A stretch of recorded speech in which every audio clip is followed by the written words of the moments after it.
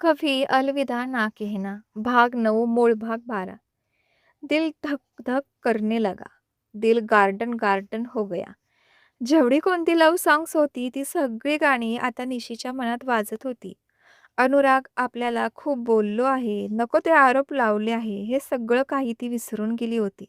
आणि आज परत एकदा ती तिच्या हक्काच्या माणसाच्या, तिच्या नवऱ्याच्या प्रेमात पडली होती. अनुराग खाली आला, तोच भाईसाहेबांच्या बाजूला जाऊन उभा राहिला. चेहऱ्यावर करारीपणा, आत्मविश्वास आणि तेज, जे सगळं काही त्याला भाईसाहेबांकडून भेटलं होतं. हां, पण त्यानेही त्याच्यासाठी सगळे कष्ट घेतले होते. हे बघून सुरेशराव मात्र चिंतेत पडले, कारण नवीन लग्न झालेलं जोडपं त्यांच्या रिसेप्शनच्या दिवशी असं वेगळं-वेगळं थांबलं आहे, ही विचार करण्यासारखीच गोष्ट होती.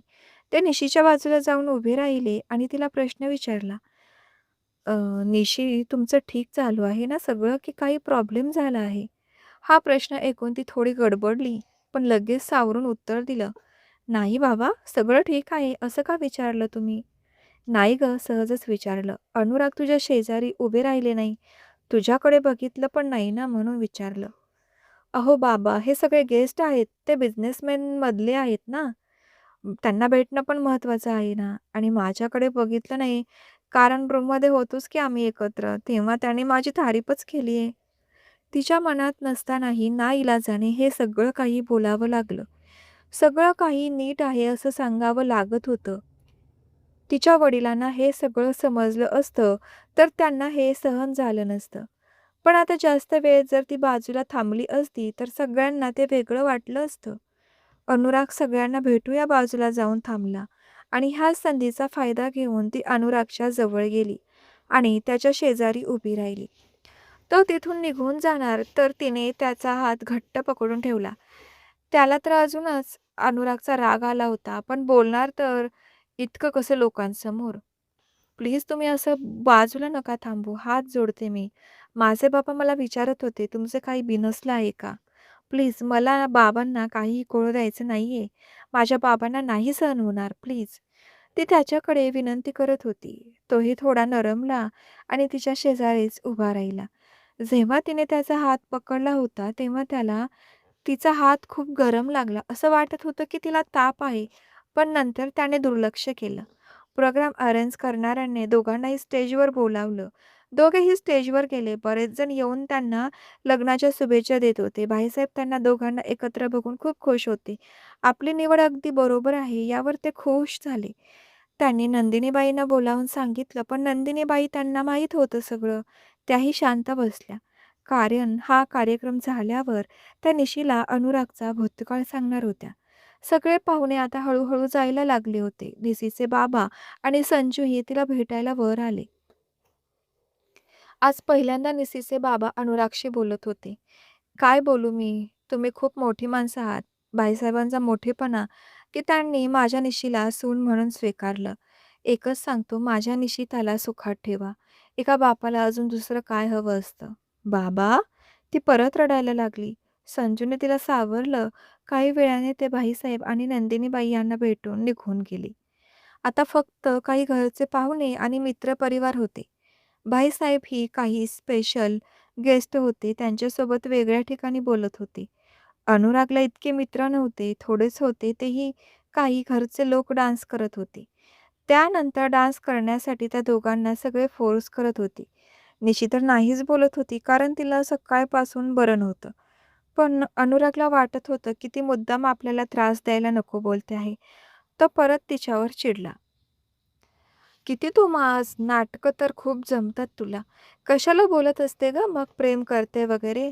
आता कुठं गेलं तुझं प्रेम? या सगळ्या लोकांसमोर तुला तमाशा करायचा आहे का? गपचूप डान्स करायला चल, नाहीतर माझ्यासारखं वाईट कोणी नाही." "अहो, पण मला खरंच खूप कसतरी होत आहे. प्लीज समजून घ्या. मला नाही बोललेलं अजिबात आवडत नाही. चल." त्याने तिला जवळ खेचूनच डान्स फ्लोअरला आणलं. त्याने तिच्या कमरेवर एक हात ठेवला आणि दुसऱ्या हाताने तिचा दुसरा हात घट्ट पकडला. त्याची हातावरची पकड खूपच मजबूत होती. त्यामुळे तिचा हात दुखायला लागला. आधीच अवघडून झाल्यामुळे तिचे हातपाय दुखत होते आणि तब्येत पण ठीक नव्हती. तिचे डोळे लगेच भरून आले. त्याने तिच्या डोळ्यात बघितलं आणि तिच्या डोळ्यातलं पाणी बघून त्याच्या मनात एकदम चर्र झालं. तिच्या डोळ्यात खोलवर फक्त आणि फक्त वेदना दिसत होत्या. तो तिचे डोळे वाचण्याचा प्रयत्न करत होता. चेहऱ्यावर वेदना दिसत होत्या, पण तिची नजर शून्यात होती. अचानक तिचा तोल जातो आहे असं त्याला जाणवलं, म्हणून तो थांबला. तर ती त्याच्या अंगावर कोसळली. त्याने लगेच तिला उचलून घेतलं आणि सरळ बेडरूममध्ये आणलं. कोणीतरी लगेच नंदिनीबाईंना हे सगळं सांगितलं. त्या लगेच रूममध्ये गेल्या. अनुराग तिच्या शेजारी बसून तिला उठवण्याचा प्रयत्न करत होता. "निशिता, काय झालं यांना बिट्टू? अचानक कशा काय बेशुद्ध झाल्या या? अरे बापरे! ताप पण खूप आहे. डॉक्टरांना फोन करा लवकर." "हो आजी." आता तोही घाबरला. ती खरंच बोलत होती आणि त्याने तिला डान्स करायला भाग पाडलं. काही वेळाने डॉक्टर आले. तिला चेक केलं. अशक्तपणा आला होता म्हणून एक सलाईन लावली. काही मेडिसिन दिल्या आणि आराम करायला लावला. तिला डॉक्टर चेक करत होते तेव्हा नंदिनीबाई आणि अनुराधा तिथे होत्या. पण तिचे डोळे तिच्या हिरोला शोधत होते. क्या ही करे, प्यार जो करती है अपने हीरो से. तो किती रागवला, ओरडला, कसाही वागला तरी तिचा जीव त्याच्यातच अडकला होता. "सुनबाई, थोडं खाऊन घ्या आणि औषधं घ्या, आराम करा. तरी बरं तुमचे बाबा लवकर गेले, नाहीतर त्यांच्या जीवाला घोर लागला असता." "अगं तिचे ते बाबा गेले लवकर, पण इथले बाबा मात्र खूप काळजीत आहेत. त्यांचं काय?" "म्हणजे?" "म्हणजे तुमचे भाईसाहेब चिंता करत बसले आहेत." "मी ठीक आहे आजी आता." तितक्यात भाईसाहेब आत आले. त्यांना बघून ती उठत होती तर त्यांनी तिला पडून राहायला सांगितलं. "निशिता बाळा, तुमच्या बाबांना वचन दिलं आहे तुमचं नीट सांभाळ करेल, कशाची कमी पडू देणार नाही. मग का असं वागता? स्वतःकडेही नीट लक्ष द्या. हं?" त्यांच्या डोळ्यात पाणी बघून निशिताला खूप वाईट वाटलं. "मी ठीक आहे बाबा." नकळत तिच्या तोंडून बाबा असं निघालं. ते ऐकून बाईसाहेबांना अजून भरून आलं. त्यांनी तिच्या डोक्यात हात ठेवला. "आजपासून तू मला बाबाच बोल." कोणीतरी बाबा बोलणारं असावं असं नेहमी वाटायचं. आता माझी हक्काची मात्र असता अजून कोण कशाला पाहिजे. करा आराम करा. भाईसाहेब लगेच बाहेर निघून गेले. त्या दोघीही तिला आराम कर बोलून निघून गेल्या. जाता जाता निशीने नंदिनीबाईंना प्रश्न विचारला. "आजी, मला इथे कोणी आणलं?" ते तुमच्या साहेबांनी आणलं तुम्हाला इथे उचलून." त्यांनी उचलून या शब्दावर जरा जास्तच जोर दिला आणि हसत बाहेर गेल्या. "असं काय? यांनी उचलून आणलं? चला, एक पाऊल तर टाकलं यांनी माझ्याकडे. याच गोष्टीचा फायदा घेतला पाहिजे." ती विचार करत असताना अनुराग रूममध्ये आला. तर हिने लगेच डोळे झाकून घेतले. जरा जास्तच नाटकी आहे ना? बाकी काय? त्याने लगेच चेंज केलं आणि बाहेर आला. त्याला वाटलं ती झोपली आहे. तिला उठवायचं होतं, कारण ती सगळी हेवी घालून झोपली होती. त्याने जोरात कपाट वाजवलं तरी ती उठली नाही. मोबाईलची रिंगटोन वाजली तरी नाही. ती थोडीच झोपली होती जे उठेल. तुम्हाला माझं नाव घ्यायला लावते की नाही बघाच. माझं नाव सुद्धा माहिती नव्हतं. हे राम, कसल्या माणसावर प्रेम केलं मी, तिचं मनात बडबडणं चालू होतं. अनुरागकडे कोणताच पर्याय नव्हता. त्याने तिला हलवलं आणि आवाज दिला. "निशिता, निशिता उठ ना." निशीने हळूच डोळे उघडली. "ते ते तू तसंच झोपली आहे. साडी आणि दागिने चेंज करून. मग शांत झोप. बघ बरं वाटेल तुला." तिला ते तिच्या कानाला इतकं बरं वाटत होतं. बिचारीने लग्न झाल्यापासून पहिल्यांदा त्याचा इतका शांत आवाज ऐकला होता. पण चेहऱ्यावर खडूस भाव होते ते तसेच होते. ते थोडी बदलणार लगेच. ती त्याच्याकडे बघून मनात बोलत होती आणि हे साहेब तिच्याकडे बघत होते. परिणाम वगैरे झाला आहे का हिच्या डोक्यावर? इतका आवाज देतो आहे तरी मख्खसारखं बघत बसली आहे मला. मला तर काहीतरी विचित्रच प्रकरण वाटतं आहे हे. हां, पण विचारात हरवला. काही खरं नाही या दोघांचं. मनातच बोलले तर यांचं कसं संसार व्हायचा आणि कधी प्रत्यक्षात बोलायचे? त्याने परत आवाज दिला. "उठत आहेस ना?" तेव्हा कुठे ती विचारातून बाहेर आली. निशीने उठण्याचा प्रयत्न केला तर तिचा सलाईनचा हात दुखला. अनुरागने ते बघितलं. "थांब, नको उठू. मी आजीला आवाज देतो." "नको, किती उशीर झाला आहे." त्यांची दिवसभर खूप धावपळ झाली आहे आणि त्यात माझ्यामुळे अजून जास्त टेन्शन आलं होतं त्यांना. आता परत नको त्यांना त्रास. मी करते माझं. त्यालाही तिचं बोलणं पटलं. मग तोही शांत झाला. तिने एक करून दागिने काढायला सुरुवात केली. बांगड्या काढल्या, कानातले, गळ्यातले सगळं काही काढलं. पण साडी चेंज करता येणार नव्हती. ते अनुरागला समजलं. "साडी राहू दे. सलाईन संपली की काढ. झोप आता शांत." तितक्यात एक नोकर तिला जेवण घेऊन आला. अनुरागने ते ताट घेतलं आणि आत आला. तिच्या हातात जेवणाचं ताट दिलं. ती खात होती, पण तिने बळीच नाटकं करायला सुरुवात केली. ती तरी काय करणार ना? हे खडूस हिटलर कशाला जुमानत नव्हते. म्हणून मग सगळे प्रयत्न करणं तिला कर्मप्राप्त होतं. ती मध्येच ओरडली आणि डोळ्यात पाणी आणलं. त्यामुळे अनुराग दचकला. "काय झालं?" "काही नाही." तिने त्याच्याकडे बघत बिचारा चेहरा करून बघतील आणि नाही असं बोलली. मनातून तर उकळ्या फुटत होत्या त्याला असा त्रास देऊन. त्याने परत तोंड फिरवलं. सोफ्यावर बसला होता तो. काही वेळाने परत ती ओरडली. आता मात्र तो चिडून उठला आणि तिच्या हातातून प्लेट घेतली आणि तिला एक एक घास भरवू लागला.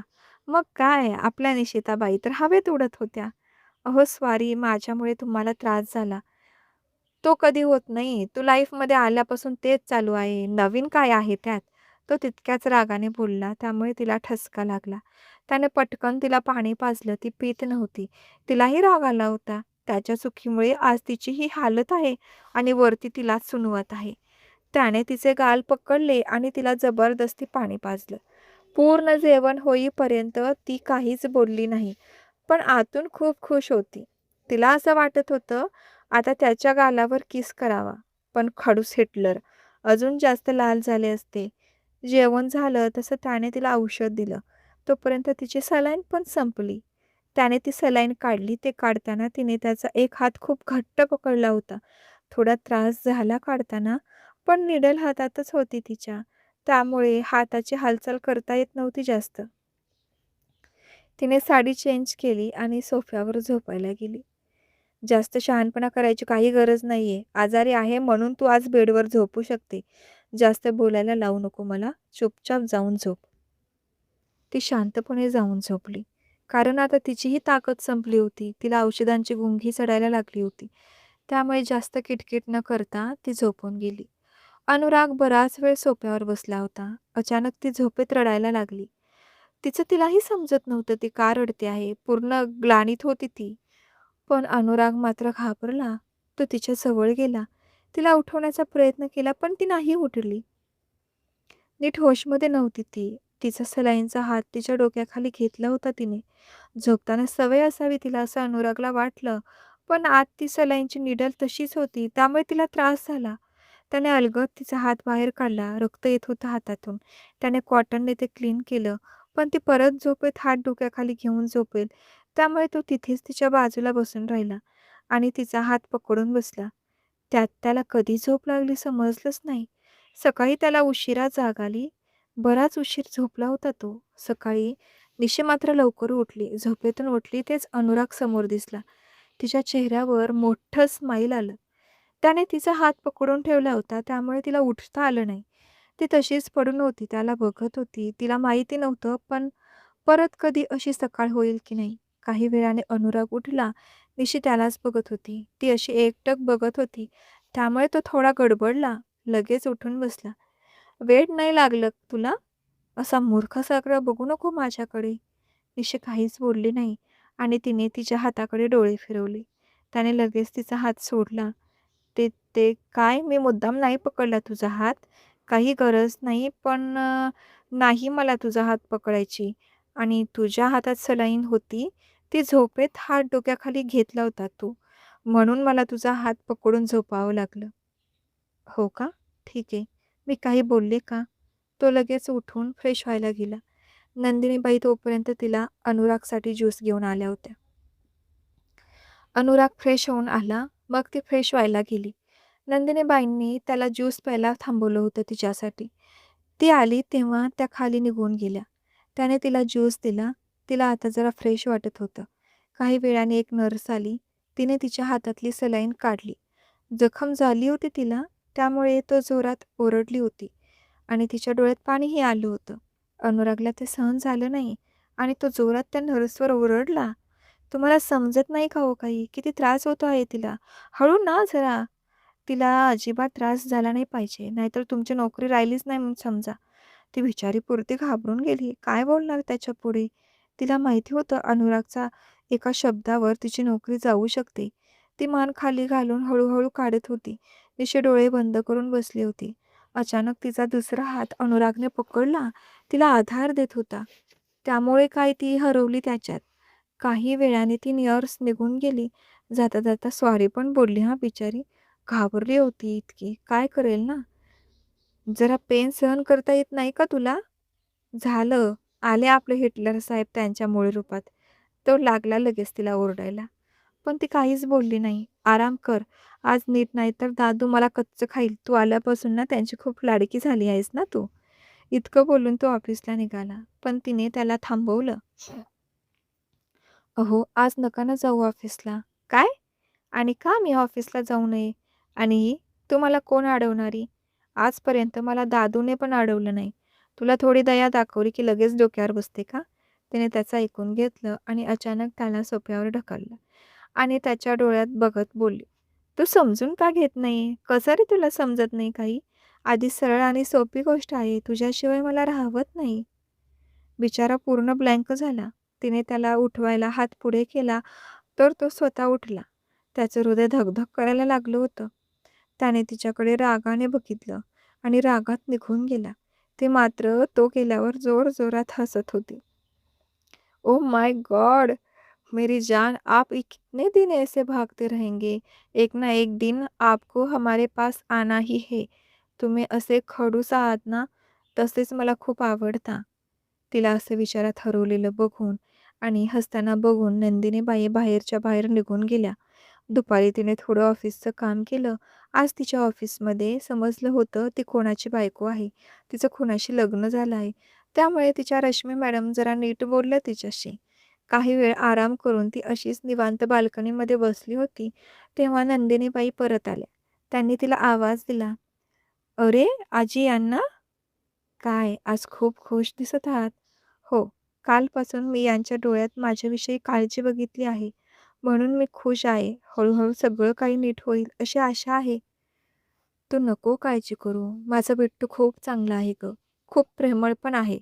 हे तर अनुभवलं असेल. पण त्याचा भूतकाळ इतका भयानक होता, की त्याचं बालपण त्यात होरपळून गेलं गं.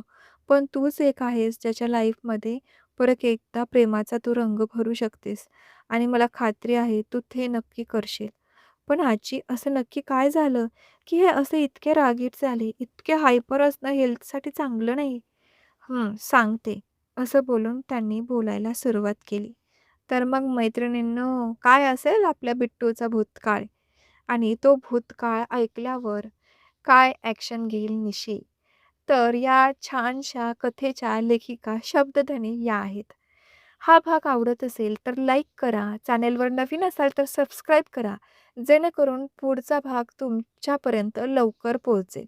आणि हो, भाग कसा वाटला हे छोटूशी एक कमेंट करून नक्की कळवा. जेणेकरून आपल्या लेखिकेला समाधान होईल. थँक यू फॉर वॉचिंग मन माझे चॅनेल.